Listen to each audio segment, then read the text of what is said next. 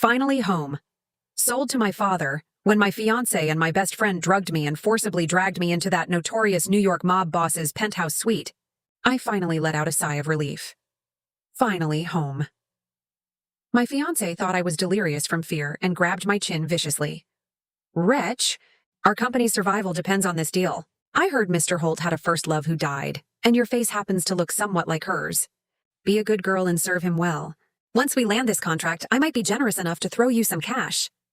My best friend covered her mouth with a coy laugh. Exactly. You should be grateful for the chance to serve Mr. Holt.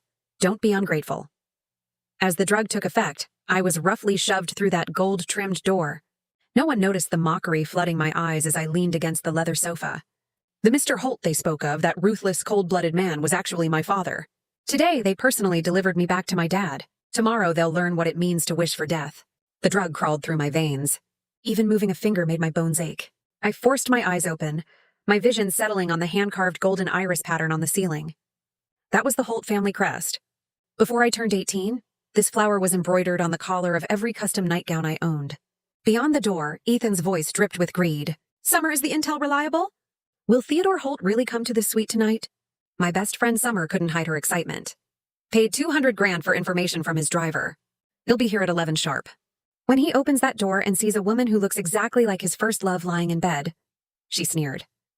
No man refuses meat served on a platter. Maybe Mr. Holt will be so pleased he'll hand us that billion-dollar development project in the South District. Listening to their gleeful whispers outside, I bit down hard on my tongue. The metallic sweetness instantly flooded my throat.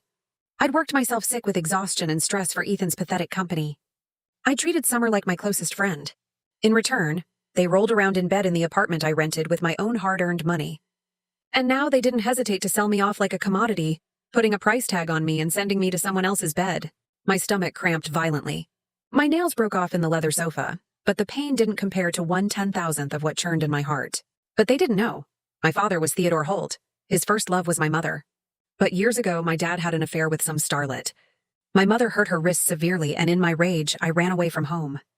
These years, my father and I maintained an unspoken agreement not to disturb each other's lives. He just kept depositing money into my bank account, afraid I might suffer. Ethan and Summer thought I was some helpless orphan squandering her parents' inheritance. That's why they dared to use me as a bargaining chip so brazenly.